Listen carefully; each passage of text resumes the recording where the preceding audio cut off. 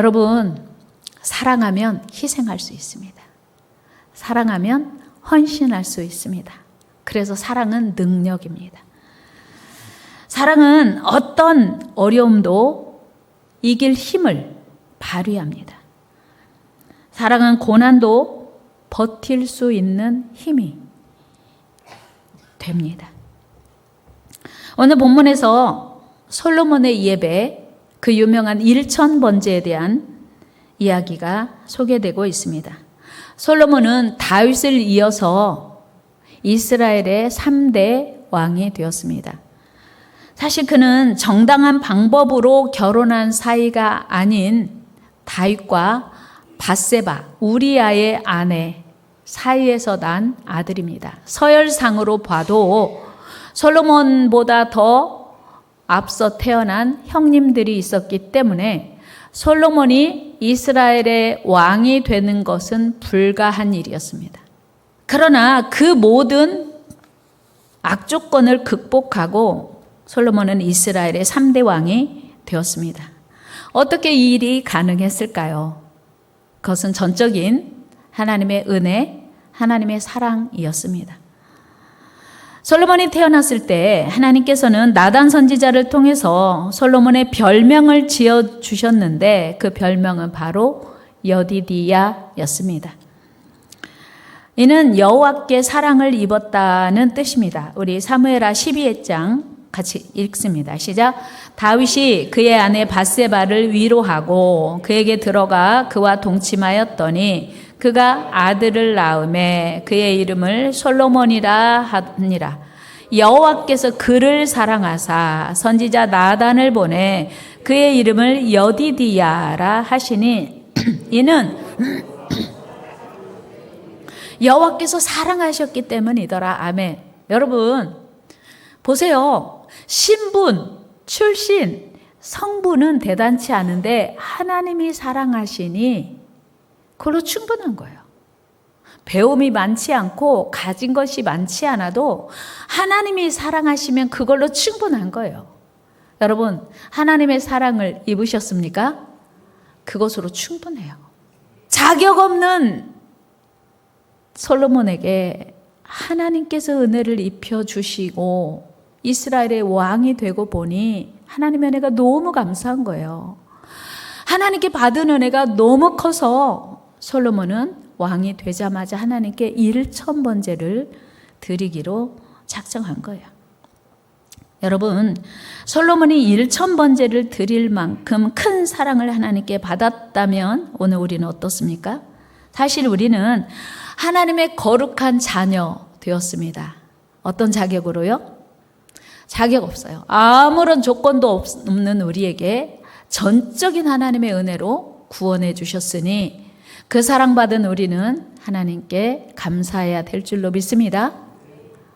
솔로몬이 왕이 될 자격이 없음에도 불구하고 하나님의 은혜로 이스라엘의 왕이 된 게 너무 감사해서 하나님께 일천번제를 드렸다면 오늘 영원히 멸망할 우리, 영원히 저주받을 우리, 영원한 지옥에서 건짐받을 가능성이 전혀 없는, 조건 없는 우리를 살려주신 하나님께 우리는 감사를 드려야 합니다.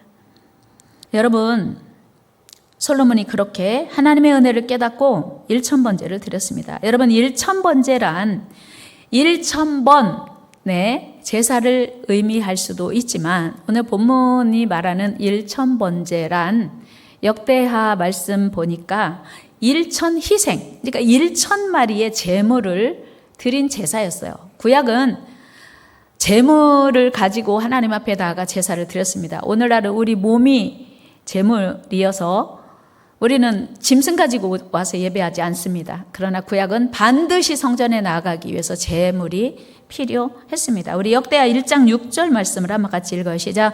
여호와 앞 곧 회막 앞에 있는 놋 제단에 솔로몬이 이르러 그 위에 1000마리 희생으로 번제를 드렸더라. 1000마리를 드린 거예요. 1000마리. 사실 소 한 마리를 잡아 드린다고 해도 결코 쉽지 않은 일이었습니다. 제물을 다 봐서 내장을 다 꺼내고 그리고 각을 떠서 번제단 위에 올려놓고 그 제물이 다 탈 때까지 기다려야 되는 것이 번제예요.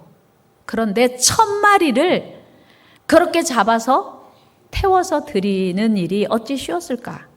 얼마나 많은 시간이 걸렸을까? 결코 작지 않은 수고와 짧지 않은 시간을 들여야 했습니다.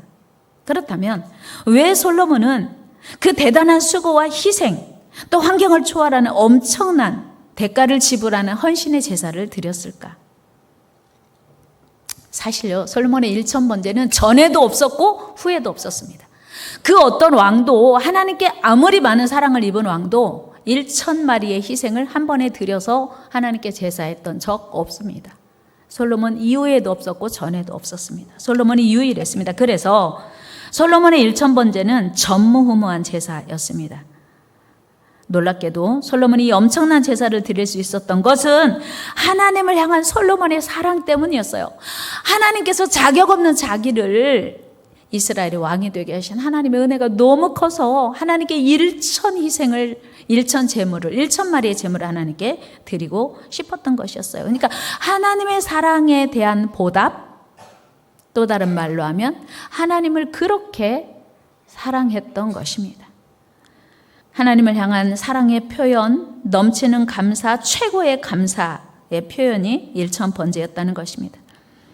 여러분, 예배는요, 은혜 받은 자가 하나님께 드리는 최고의 감사의 표현이에요. 다 같이 예배는 은혜 받은 자가 하나님께 드리는 최고의 표현이다. 아멘. 그러니 늦게 오고 눈 감고 예배 드리고 핸드폰하고 다른 짓 하면서 예배를 드리는 것은 있을 수 없는 일이에요. 하나님께 드리는 최고의 은혜 받은 자가 하나님께 드릴 수 있는 최고의 감사의 표현이 예배라면 우리 예배가 자세가 어떠해야 할지를 다시 생각하게 돼요.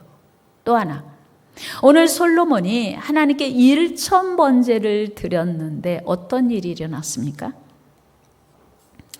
1000번제를 드린 바로 그날 밤에 하나님이 솔로몬에게 나타나셨어요. 아직 예루살렘에 내려가지 않았어요. 오늘 본문 읽은 본문에 보니까 기브온에서 하나님이 솔로몬에게 나타나셨대요.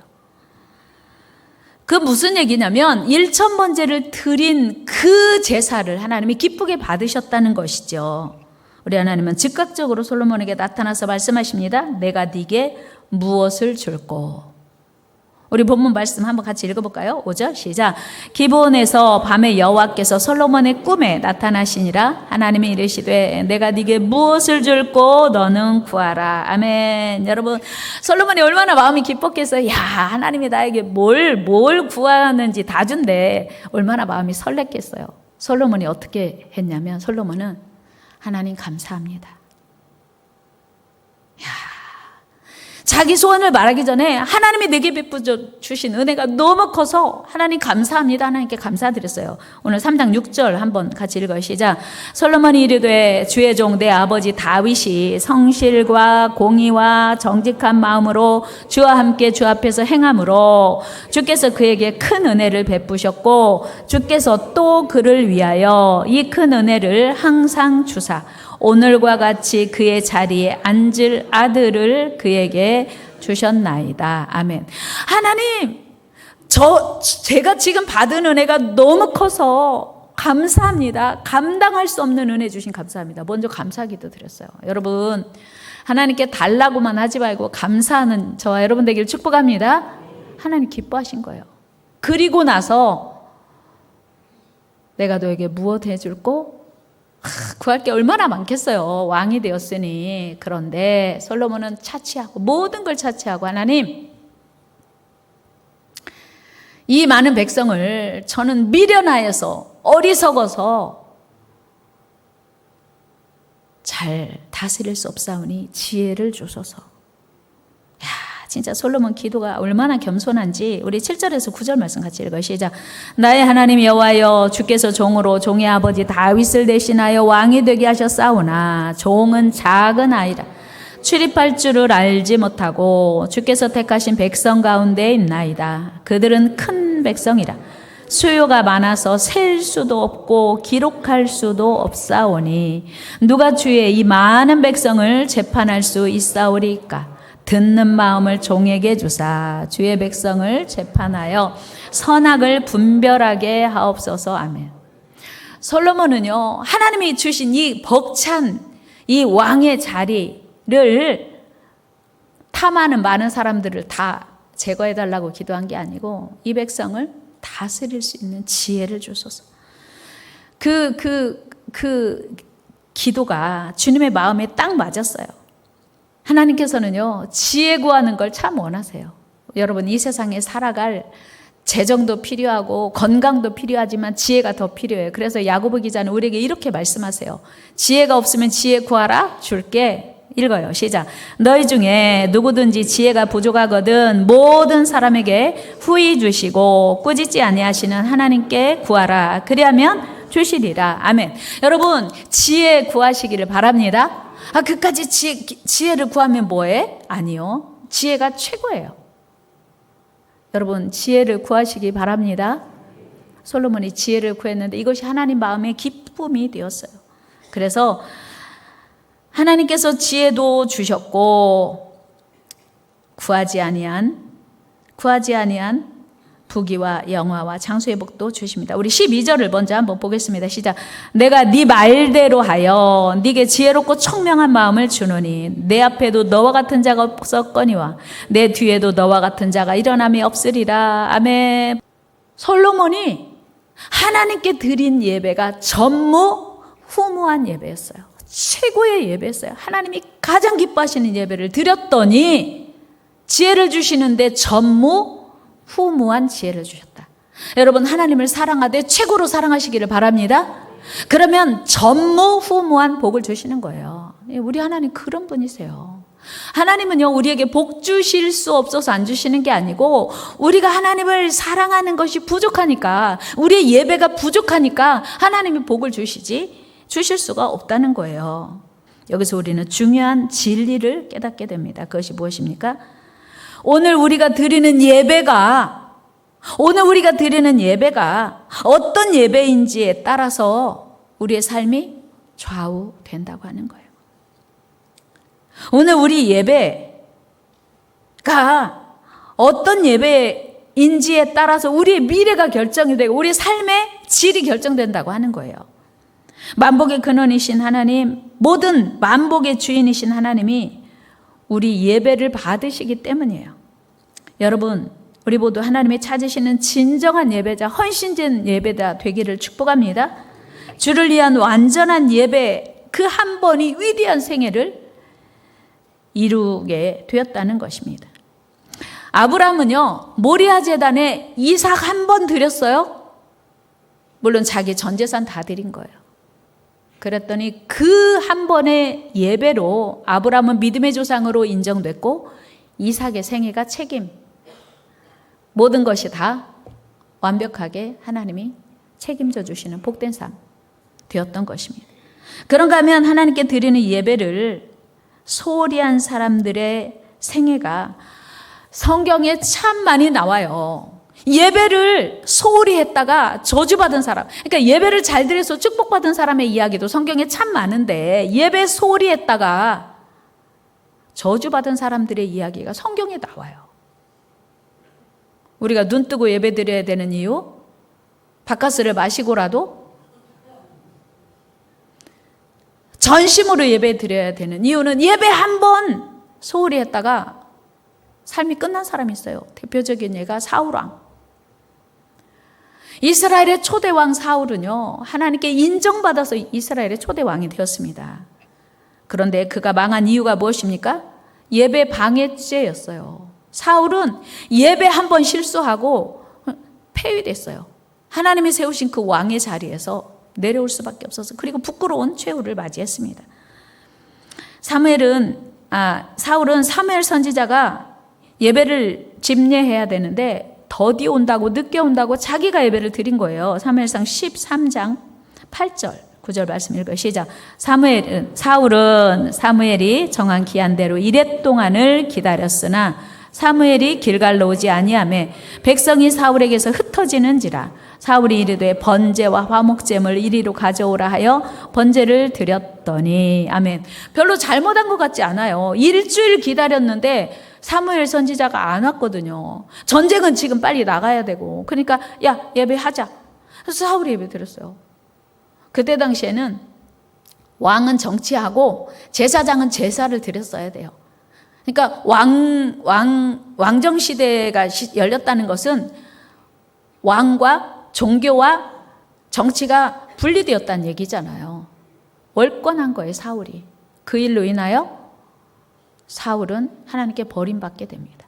우리 13절 읽어요. 시작. 사울이 사무엘에게 이르되 왕이 망령되이 행하였도다. 왕이 하나님 여호와께서 왕에게 내리신 명령을 지키지 아니하였도다. 그리하였더라면 여호와께서 이스라엘 위에 왕의 나라를 영원히 세우셨을 것이거늘 지금은 왕의 나라가 길지 못할 것이라. 아멘.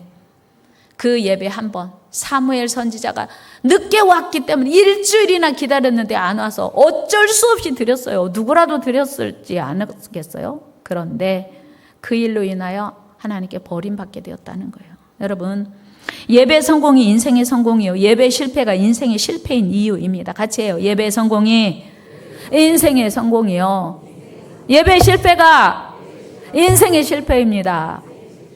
눈 뜨고 말해야 돼요. 눈 뜨고. 여러분, 남유다 왕 아사랴가 하나님 보시기에 나름대로 정직하게 행했어요. 열왕기하 15장 3절 말씀 읽어볼까요? 시작. 아사랴가 그의 아버지 아마샤의 모든 행위대로 여호와 보시기에 정직히 행하였으나, 이게 문제인 거야. 정직히 행하였다 이렇게 끝났으면 되는데 정직히 행하였으나 이 말은 뭔가 문제가 있다는 얘기예요. 하나님 보시기에 정직히 행하였는데 문제가 있어요. 뭐예요? 하나님 보시기에 나름대로 정직하게 했지만 백성들이 우상 섬길 수 있는 산당을 완전히 제거하지 않은 거예요. 여러분, 솔로몬은 기브온 산당에서 예배드렸어요. 왜요? 그때 솔로몬 성전이 완성되지 않을 때였어요. 어쩔 수 없이 거기서 제사했어요. 성막도 거기 있었어요. 그런데 성전이 세워진 이후에는 당연히 정해진 예루살렘 성전에서 이스라엘 백성들은 다 예배드렸어요. 여러분, 요즘요, 코로나 팬데믹 이후에 가나안 성도가 많아졌어요. 합법적으로 집에서 예배드릴 수밖에 없는 시간을 지나다 보니 이제는 목사님 저 바빠서요, 집에서 예배드렸어요. 예배를 함께 모여서 성전에서 드릴 수 있음에도 불구하고 궁여지책으로 아니면 편리하다는 이유로 가정에서 예배를 드리는 것이 하나님 보시기에 합법일까? 아사랴가, 솔로몬은 그 산당에서 예배 드렸는데 산당을 제거하지 않은 그 이유 때문에 이스라엘 백성들이 우상 숭배할 가능성을 열어둔 그것 때문에 하나님께 저주받았어요. 말씀 한번 같이 읽어봐요. 시작.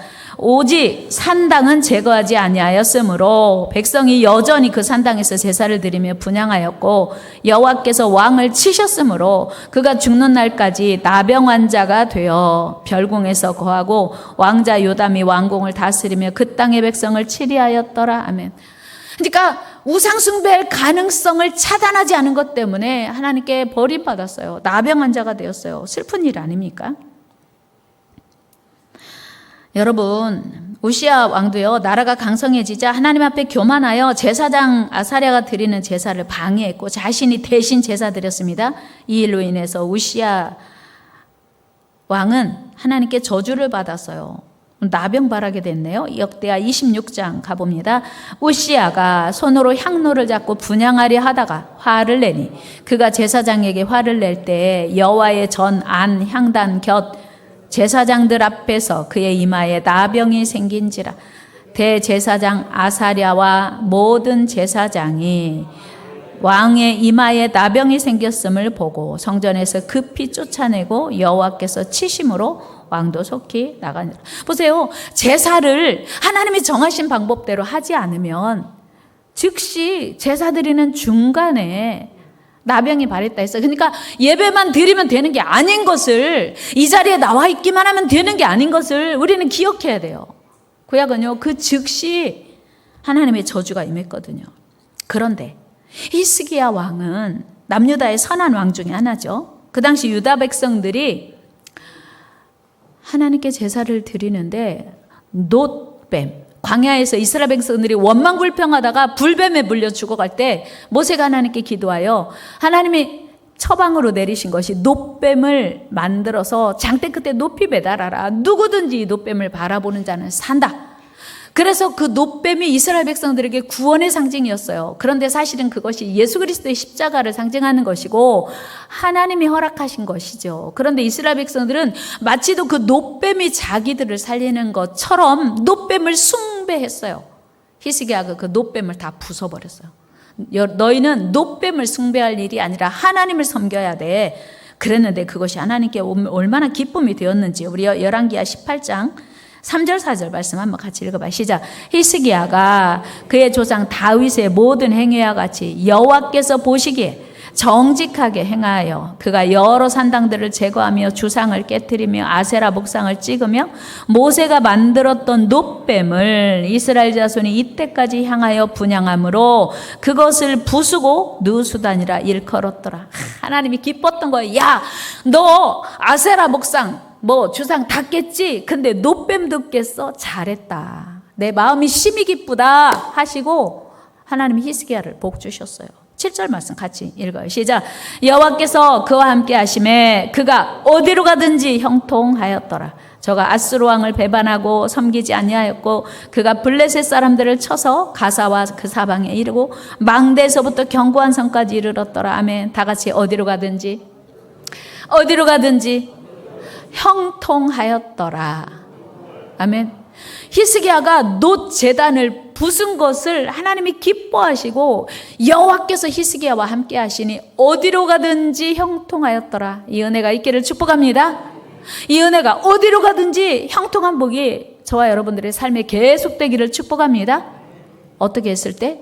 우상 숭배의 가능성을 다 차단하고 하나님만 섬기도록 왕으로서 이제 분위기를 만든 거예요. 여러분, 하나님 사랑하십니까?